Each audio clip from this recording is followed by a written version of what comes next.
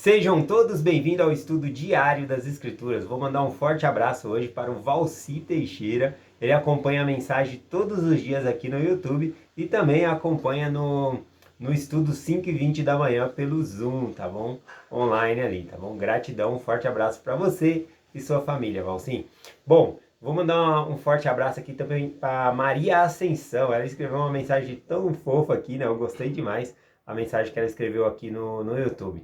Ela compartilhou aqui que pela primeira vez ela conseguiu entender o Velho Testamento de uma maneira que ela não compreendia. E agora o Novo Testamento ela também está compartilhando o testemunho dela aqui, que agora ela está entendendo melhor o Novo Testamento também. Acredito que isso é por conta do estudo do Vem Segue-me diário, mas também o estudo que ela faz de outros canais que explica as escrituras aqui do Novo Testamento, tá bom? Então, gratidão. Ela termina a mensagem dizendo assim, ó, muito obrigado e até amanhã, tá bom? Um forte abraço, Maria, para você e toda a sua família. Gratidão. Vamos lá para o estudo de hoje do Vem Segue. Vou compartilhar com vocês aqui Mateus capítulo 5, versículo 13, tá bom? Mas antes de falar do versículo 13 aqui, gostaria de falar um pouquinho das bem-aventuranças que faltou, né? Que eu fiquei devendo e trazer aqui para vocês, tá bom? Comparando Mateus 5 com 3º Nef capítulo 12, eu gosto de fazer essa comparação porque aqui, né, na Bíblia, Jesus Cristo está no monte, né, pregando ali e ele explica as bem-aventuranças. E aqui, depois da ressurreição, ele aparece então aos nefitas, lamanitas, e ele compartilha também ali o sermão, né, só que aí é chamado sermão do templo porque ele estava lá no templo. E tem algumas bem-aventuranças que ele citou lá aqui no livro do Mórmon, né? Que não tem aqui dentro da Bíblia. E eu quero compartilhar essas bem-aventuranças bem rapidinho com vocês. Não vou nem aprofundar no conceito, tá bom? Só para compartilhar essas bem-aventuranças. Conforme eu falei, são muitas bem-aventuranças. A gente vai estudar essas bem-aventuranças também, né? Ao longo do ano aqui, estudando o Novo Testamento, tá bom? Mas essa aqui é muito bom você comparar, porque é como se fosse o mesmo discurso, né? Só que para pessoas diferentes. E também tem a diferença que quando Jesus Cristo estava aqui no continente americano, ele estava ressuscitado, né? Ele já havia ressuscitado, tá bom? Então vamos lá dar seguimento aqui na mensagem. Vou compartilhar aqui com vocês, deixa eu ver. Sim, vou fazer a comparação rápida aqui de 3º Nef, tá bom? 3º Nef aqui, capítulo 12, as bem-aventuranças que não foram citadas aqui no Novo Testamento, em Mateus 5, tá bom? Aqui em 3º Nef, capítulo 12, a partir do versículo 1 em diante, diz assim: Bem-aventurados sois vós, se derdes ouvido às palavras desses 12 que escolhi dentre vós para exercer o ministério junto a vós e ser vossos servos. Muito interessante aqui que uma das bem-aventuranças que Jesus Cristo cita é que bem-aventurado é aquele que dá ouvido aos apóstolos que ele escolheu para dirigir a igreja. E ele coloca os apóstolos aqui como servos de todos. Um apóstolo não é chamado para ficar ali se servindo, né, do povo, mas sim para servir.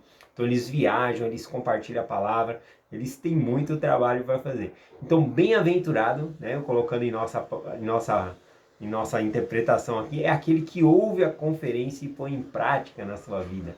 Aquele que está atento às palavras dos profetas e dos apóstolos, tá bom? Então, eu gosto dessa bem-aventurança aqui que Jesus Cristo compartilhou. Também ele continua: Bem-aventurados sois, se crerdes em mim, e fordes batizado depois de me haverdes visto, e saber que eu sou. Então ele está falando que todos aqueles que viram ele lá, eles seriam bem abençoados, né? Muito bem felizes se eles agora crescem e fossem batizados, né? Ali foi unânime, né? Todo mundo foi batizado. É bem interessante aqui. Mas é uma bem-aventurança. Você já parou para pensar que você é batizado, né? Você é um bem-aventurado? Eu gosto dessa aqui também. Ele continua nos outros versículos aqui, ó. E outros sim mais bem-aventurados são os que acreditarem em vossas palavras. Interessante, primeiro ele falou abençoado eles, porque viram a Cristo e acreditaram, se batizaram. E agora também abençoados são aqueles que ouviram a palavra dos 12 ou das outras pessoas que pregam o evangelho também. Sim, bem-aventurados são os que creem em vossas palavras e humilham-se profundamente e forem batizados. porque serão visitados com fogo e com o Espírito Santo e irão receber a remissão de seus pecados, né? Então olha aqui, bem-aventurado aquele que é batizado e recebe o Espírito Santo, né? E, nossa, então eu gosto dessas bem-aventuranças, eu queria estar trazendo aqui para vocês. Bom, falando um pouco aqui, né? Ele falou bem-aventurado aqueles que viram e também aqueles que acreditam na palavra, né? Por exemplo, eu creio em Jesus Cristo, eu sei que ele ressuscitou, mas eu não vi Jesus Cristo, então eu creio por causa da palavra, por causa da fé. Então eu sou um bem-aventurado. Lembra do que Jesus Cristo, ele falou a Tomé, né? Que Tomé, ele só acreditou depois que ele viu, né? E isso é uma bem-aventurança também, quer ver, ó? Lá em João, capítulo 20, versículo 29. E disse-lhe Jesus: porque viste, creste. Bem-aventurados que não viram e creem. Né? Então, mais bem-aventurado ainda são aqueles que não viram e creem aí no Senhor, tá bom? Vamos lá para a mensagem aqui do Vem Segue, do versículo designado aqui. Né? Toda essa parte que eu estou compartilhando faz parte da mensagem, tá bom? Mas eu queria compartilhar com vocês aqui Mateus 5, versículo 13, que diz assim, ó. Vós sois o sal da terra. Se o sal se tornar insípido, com que há de salgar? Para nada mais presta, senão para ser lançado fora e ser pisado pelos homens. Bom, a primeira coisa que eu tenho que mencionar aqui é que o sal, ele era muita raridade naquela época, tá bom? No sentido de que era algo muito precioso. Então, quando Jesus Cristo ele fala, vós sois o sal da terra, as pessoas ali entendendo, nossa, eu sou precioso. Ele está me comparando com algo precioso, tá bom? Então, ele está fazendo um elogio aqui. Vós sois o sal da terra. E aí ele continua, se o sal se tornar insípido, né, com que há de salgar? Para nada mais presta, senão para ser lançado fora e ser pisado pelos homens. Se tornar insípido, né, eu peguei essa, para nós aqui do nosso vocabulário, significa insípido, significa insosso, né, sem gosto. É uma pessoa que faz uma comida insosso, né, sem gosto ali. Então o sal ele traz um sabor, né, ele é um tempero e ele traz um sabor no alimento ali, tá bom? Então o Senhor está falando que se a gente a gente é o sabor do mundo, é isso que ele está falando. É nós que somos o sabor do mundo, tá bom? Então é a diferença aqui. Outra coisa também, eu peguei essa palavra insípido, tá bom? No grego aqui para explicar o que significa, tá bom? Insípido aqui, né? Na nossa língua realmente significa isso, insosso, sem gosto, né? Mas lá, o significado, não a tradução, o significado significa ser tolo ou agir tolamente, ou provar que uma pessoa é tola ou algo é tolice, né? Então, por exemplo, a pessoa levantou uma tese lá, uma doutrina, e aí isso aí é insípido, né? Ou seja, isso aí é sem gosto, isso aí é furado, isso aí, né? Ou seja, é como se fosse um ditado, né? Isso aí é uma tolice, isso aí que você está levantando não se sustenta, não. Aí tem a tradução do grego de insípido, diz aqui, ó, tornar insípido é sem sabor, né? É ficar sem sabor. E a tradução também diz aqui, né? O sal que perdeu a sua força e sabor. Repare que no grego fala essas duas coisas, que perdeu a sua força e o sabor. Então o sal ele tem uma força e o sabor. Então são duas coisas que são a propriedade do sal, tá bom? Desta forma, né, eu falando aqui sobre insípido, né, eu poderia dizer, se Jesus Cristo não estiver na minha vida se torna insípida, né? A vida sem Jesus é sem graça, é isso que significa, né? Interessante isso. Agora falando sobre o sal, além dele ser o sabor, né, a alegria, a gente pode sentir assim, né? Quando você come uma comida saborosa, você fica feliz, né? Então, nós somos o sal da terra, temos que dar sabor, alegria ao mundo, né? Então, a outra parte, propriedade do sal aqui, ele é um conservante, tá bom? Ele ajuda, olha, imagina na época de Jesus Cristo e nas épocas anteriores também, que não tinha caixa de isopor, gelo, que não tinha geladeira, como que conservava esses alimentos, né? Para você ter ideia, em Cafarnaum fazia-se a pesca, e o peixe de Cafarnaum ele tinha que ser levado até Jerusalém, né, para comércio ali. E como que tem um produto que estraga tão rápido assim como peixe rápido estraga, né? Se estiver fora do gelo ali, mal conservado, rapidinho estraga. Então, como eles faziam para fazer esse transporte? Eles salgavam o peixe, tá tá bom? Para que ele ficasse conservado e aí aguentava, né? Porque a viagem também era de mula, de jumento, né? Então demorava um pouco. Então o sal conservava os alimentos. Então aqui quando o Senhor fala, vós sois o sal da terra, que vocês devem ser conservantes. Então conservar a terra limpa, fazer a diferença onde nós estamos.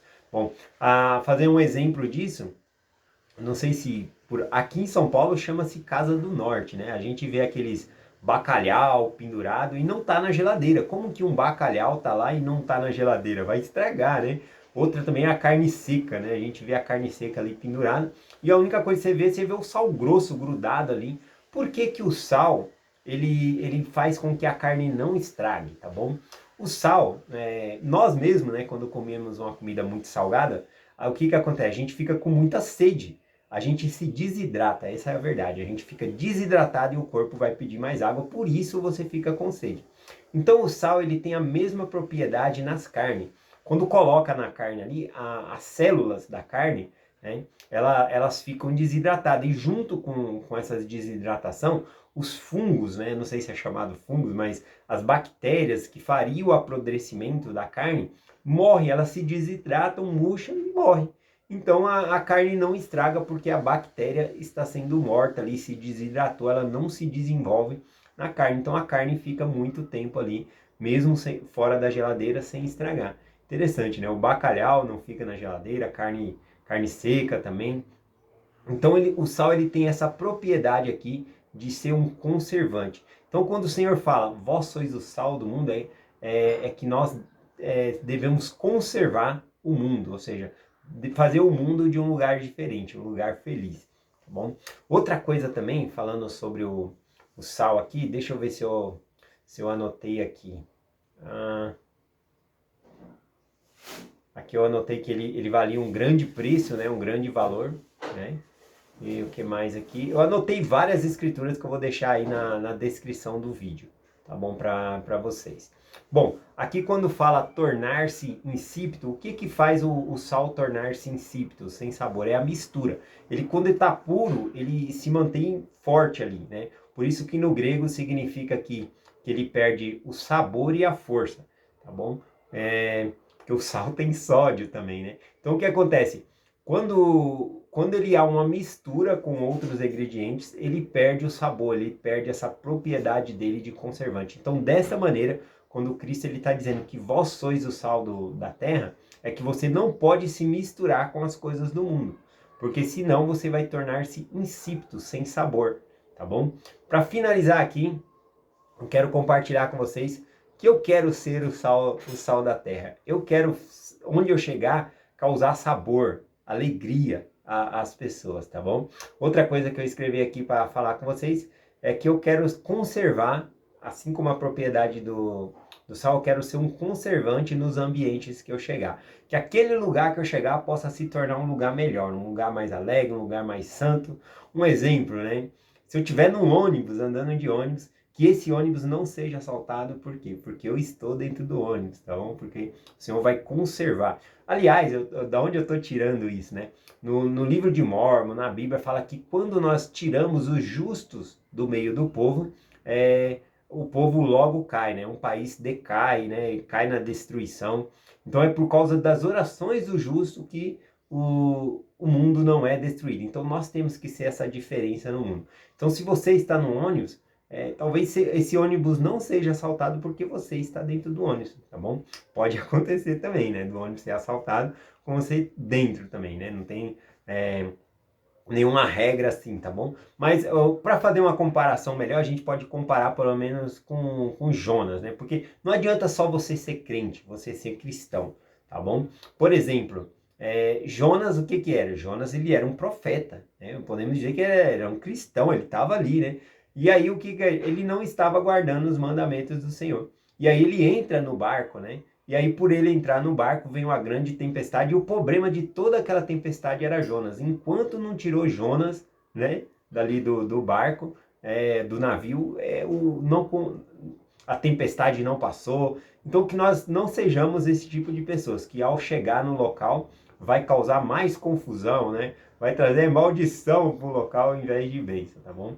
Então é algo para nós refletirmos aí um pouquinho. Então, gratidão pelas mensagens de vocês aqui no YouTube, no WhatsApp, gratidão a todos vocês, tá bom? E, como sempre, vou terminar com a frase até amanhã, porque é um compromisso de que amanhã nós vamos estar estudando juntos aqui novamente.